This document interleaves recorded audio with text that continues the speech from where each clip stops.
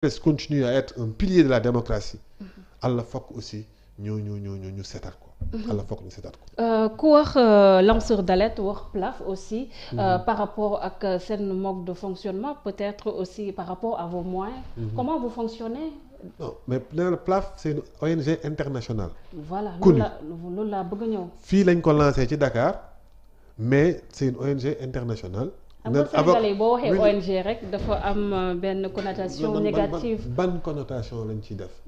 lan mooy connotation bu négative. peut-être ils vont dire que Fadel Barro. dafa nekk fi juste pour servir d'espion à des blancs aussi. mais loolu ku ko xalaat sa problème la xam nga tax ma ne ku ko xalaat sa problème la parce que buy Fadel Barro di jóg di nekk ci lycée Valdiodio Ndiaye. wala CS1 Valdiodio Ndiaye di ko raak pour améliorer condition wu lycée am topp ko nekk ba dugg ci presse bi di améliorer condition de vie de sa corporation et de ses populations ba dem sos bokk ci ñu sos mouvement bu toll ni Y'en a marre di xeex xam nga loolu luy ONG. kon ku ko mën a nekk xalaat foog ñu xarab la nit ñi foog y a un coup à prendre. ci li ñuy def moo tax nit ñi ñu foog ñu wax et puis ku xam luy ONG organisation non gouvernementale la ONG veut dire organisation non gouvernementale. même secteur privé bi c'est des organisations non gouvernementales li ngeen ñi def nii c'est une organisation non gouvernementale jël ay mots def ci ay def ci lu la neex ci ay xajamal ak ci ñaawal pour di ko xarab nit ñi loolu mënuma téye tu vois ce que je veux dire. képp ku créer association Sénégal di liggéey ONG nga état moo dem ba ne ndax pour nga am titre ONG il faut que nga remplir yenn critères yi. ñu xaw ko alourdir. mais à la base ONG mooy lan organisation non gouvernementale. nga lëkkaloo képp ku nekk ci àdduna bi te xalaat ne li ngay dox ak li ngay wax mais mun ngeen a ànd liggéey ngeen ànd liggéey. aller chercher les moyens ci ay ni nga ay bienfaiteurs yoo xam ne gis nañu ne am nañu àdduna bi j'aurais tellement gis nga man lii bokk na ci lu ma gën a métti sama xol bi ñun bu ñu demee bay dem di uti ay financement wu ay fanaan ci ay bërëb yeneen bërëb. pourquoi pas fii ci Afrique ana suñu milliardaires yi qu'est-ce qu'ils font lan la ñuy def. Et il faut noter aussi derrière ces financements aussi des fois dafay am ay calendrier caché aussi Fadel. mais ban calendrier caché. la question de de l'homosexualité elle est là aussi. mais ña koy wax la concerné wu man xaw ma homosexuel jegewuma homosexuel bokkul ci samay valeur bokkul ci samay principe de vie nekkul problème sama réew du fi problème xam kañ la fi nekk problème. comme fan yi nu ñu bëggee xëy rek ne par force Sénégal Joola Ndefleng ak Koykundoo ñu ngay xeex du problème les Sérères et les Joola n'ont pas de problème chez nous amuñu problème c'est des chiffons rouges qu'on nous agite pour que nit ñi di mer di xaajaloo di féewaloo on est que li ma lay wax sànq que dans le buzz xoolal maa ngi yow débat bi ñu commencé woon di wax ci lan mooy jëriñ réew mi lan lañ ci indi ay financement ay leneen fan la ñu jëmee loolu. mais ça c'est juste pour faire comprendre aux Sénégalais aussi comment ça se passe. fan la ñu jëmee loolu c'est-à-dire que les Sénégalais si tu veux defal sa enquête ci investigation ci ONG yi fi nekk Sénégal de 1960 avant 60 ba léegi nga xool liggéey bu mucc ayib bi fi ONG yi liggéey ENDA fii lañ ko sosee uti na ay financement feneen ENDA tiers monde mais lu mu avancé ci àdduna bi ñaata communauté la ñu taxaw. demal forum civil ci bonne gouvernance lañ ci liggéey bu mu commencé ba léegi waxuma ñu juddu bees ay ONG 3D. ay kongat est-ce que xam ngeen histoire société civile sénégalaise bi ay ñoom ba ñuy jug di xeex gars yi jugee ci gauche bi dem nekk ci biir ONG yi ay ñoom doyen Magid ñu leen masse courant ñuy xeex ba tey jii bu ñu la jàppee nga am droit sa avocat taxaw xam ngeen lan la ñu fi liggéey ñooñu ñëpp da ngeen ñëw rek bugg a xëy benn jour jël loolu réduire ko à oui parce que financement lii parce que financement là parce que financement la atta amnistie bi nit ñi di joxoñ xam ngeen amnistie lan moo ko tax a jug dëgg-dëgg quand il parle de liberté est-ce que xam nga ñeen la njëkk a défendre pour lan ñu bëgg a xëy rek ne ok par force soit da ngay taxaw ne yow je ne sais même pas je ne comprends pas dans quel où est-ce qu'on veut nous faire vivre.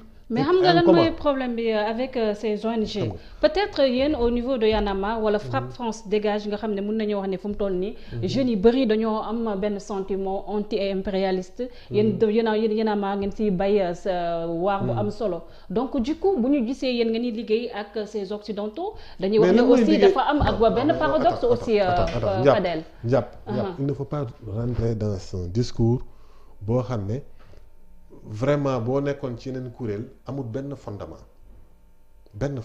lan mooy ak les occidentaux ça veut dire quoi lan mooy occidentaux ça veut dire quoi ça veut dire waa Mauritanie parce que on est dans le nord ça veut dire le Maghreb parce que on est dans le nord Occident, ça veut dire juste l'autre côté.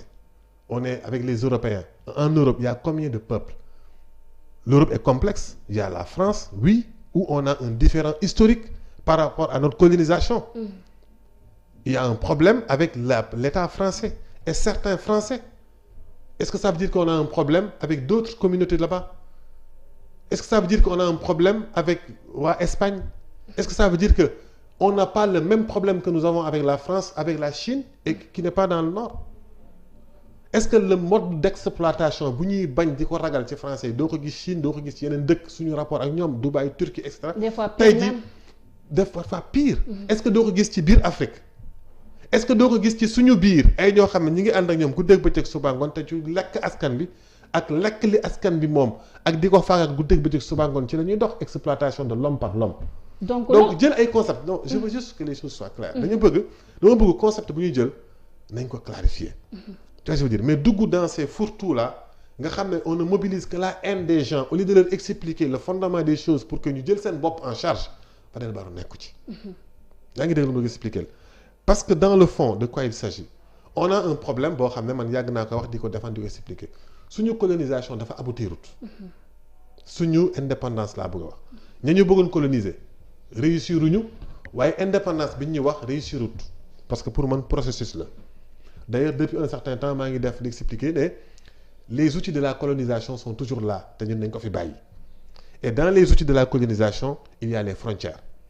Dans les outils de la colonialité, il y a la monnaie qui constitue le franc CFA aujourd'hui. Il y a aussi dans les outils de la colonisation beaucoup d'éléments de culture mais boo bëggee nañ ko yaatal parce que Cheikh Anta Diop daf ci def liggéey boo xam ne de perte kenn mënu ko jeexal. xam nga la nit ñi di ko xeex guddeeg bëccëg suba ngoon pendant des années nekk ci. mais c'est pas que xëy ñëw rek na wuy les occidentaux là ay ñii ku wax ku ànd ONG da nga wax da nga non pas corrompu da ngay ànd góor jigéen ñi. mais non le monde n'est pas comme ça fonctionné wul noonu les choses sont beaucoup plus complexes que ça.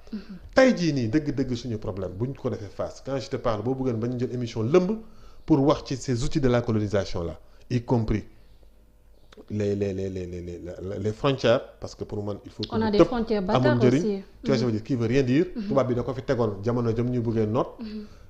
bokk na ci aussi monnaie bi. muy nekk le franc CFA bii nga xam ne dañ ko war a dindi xool ko defee ko ñeneen et cetera. ak langue bi aussi langue yi parce que fii da nga jàng xëy sax jàng russe. xam nga d'ailleurs damay joxe toujours benn solution. je le défends beaucoup en Afrique mosuma ko expliquer Sénégal. mais je disais que par exemple tey jii bu ñu demee ñu ne Ndefleng day xeex ak Kekendo. xam nga man loolu mënuma ko gëm parce que j'habite au Sénégal et je vois que Joola amul problème ak séeréer amul problème ak tukulóor dëgg la nag léeg-léeg tukulóor yi pël yi dugg ak seen mbaam dugg ak seen nag yi ci toolu séeréer mu génnee yet ñu xeex ñu yóbbu mu mujj tribunal day am. ay faits divers lay doon. ay faits divers lay nekk mais du problème mu sénégalais bi un problème entre eux.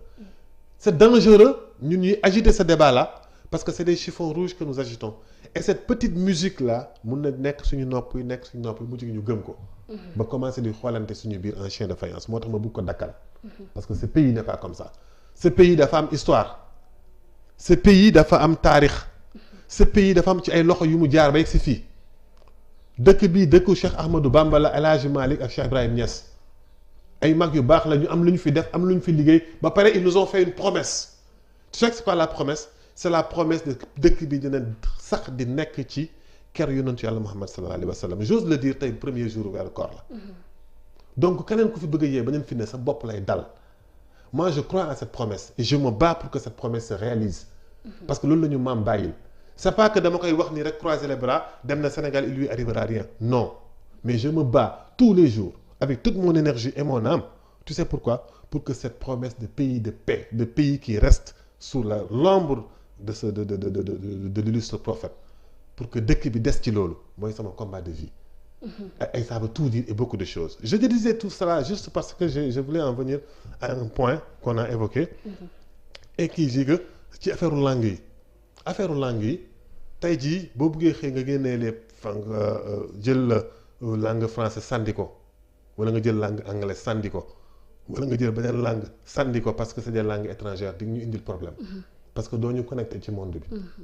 ces langues-là sont devenues des langues yoo xam ne on a payé très cher pour les avoir que ce soit l'arabe que ce soit le français que ce soit l'anglais on a payé le prix du sang suñu maam yi dañu sacrifié pour ñu jot ci donc c'est devenu notre bien dama koy dégg di ko wax bu ma ko waxee nit ñi xam ne dégg naa ko waaye du ñu tey ñun mënatul nangu suñu LV2 yi ñu jël di continuer di ñu jàngal ay russe anglais espagnol portugais chinois sax danañ ko jël comme LV2 dans nos lycées. Imaginez rek su fekkee ne da nga nekk benn dëkk Fuuta sa LV2 nekk Joola su fekkee da nga dëkk Casamance sa LV2 nekk Pël su fekkee da nga dëkk Saloum sa LV2 nekk Pël ou Joola ou Bambara suñu généré ba généré bu nga ubbi Afrique sax sa LV2 mun nañ ko def Lingala mun nga ko def Bambara mun nga ko def Fon mun nga ko def Awsa mun nga ko def Ibo tu sais lan lay jur loolu moo ñu mën a dajale ñun doomu Sénégal yi loolu moo ñu mën a dajale ñun doomu Afrique yi loolu mooy suñu xeex ñun suñu xeex c'est pas que ñëw taxaw rek déclarer ne non nii c'est faire en sorte que comprendre les mécanismes par lesquels ce pays a été dominé et mis sous exploitation nga di ko rocc ci benn pour permettre Sénégalais bi permettre africain bi retrouver boppam parce que loolu aussi moo nekkoon problème ci Cheikh Anta Diop les bâtisseurs de nation xam nga te loolu du ay taxaw fii ci ak di wax di sonal nit ñi di tànqal nit ñi ak di saagante ndey guddeeg bëccëg suba ngoon ak di clash mais c'est des stratégies ay points yu ñuy teg di ko liggéey pour nit ñi yeewu parce que imagine rek vraiment si les LV2 étaient nos langues nationales parce que xam nga apprendre une langue lan lay indil daf lay faire la découverte de l'autre day tax nit ki boo ko découvert pour lan ñun ñëpp xam nañu Molière mais lu tax xamuñu Kocc lu mu jàngale lu tax naka nga mun a ñun on connaît la géographie de l'Europe mais xamuñu suñu géographie réew mais loolu du lu ñuy wax rek continuer di ko kaas pour kaas ko mais dañuy fexe ba suñuy programme yi ñuy dox ci fan yi ak at yi di ñëw ñu fexe ba boo nekkee Saalum ci say LV2 di nga fa am Joola di nga découvrir say voisins ñi nga dëkk ak ñooy ñan tu apprends à mieux les respecter tu apprends à les aimer et tu apprendras à faire nation avec eux à construire un nouveau vivre en commun pour Sénégal bi nga xam ne moom la ñuy suñuy maam bàyyee te ay maam yu baax lañ ak loxo yu set pour ñu jëmale ko parachever ko suñuy doom jot ci ay anam yu mucc ayib ku ma woo ci débat boobu maa ngi ci mais comme bu ñu ma bëggee woo nag si vraiment si le débat au niveau de la presse le travail qu'il doit faire c'est d'éclairer les gens de mettre en perspective les choses parce que ce qui nous manque beaucoup aujourd'hui xam nga mooy lan ce qui nous manque beaucoup c'est juste que dañuy ñëw rek on est dans le cran de l'actualité on ne prend pas de recul par rapport aux événements et loolu suñu ñun journalistes yi dañ ci am responsabilité parce que bu événement amee dañu war a wax askan bi ne attention lii moo fi xewoon démb attention lii moo jur lii tey attention ëllëg nii la war a mën a demee. on surfe juste sur l'actualité nii la ñuy def sax actualité ak surtout sur le sensationnel kenn ku ci nekk bugg a xëccu le maximum de like et de dem maanaam les buzz kenn ku ci nekk di wut ay like kenn ku ci nekk di wut ay like ba nga xam ne dañuy dëbb ci en tout cas dans ces conditions là la vérité ne peut pas triompher en tout cas dans ces conditions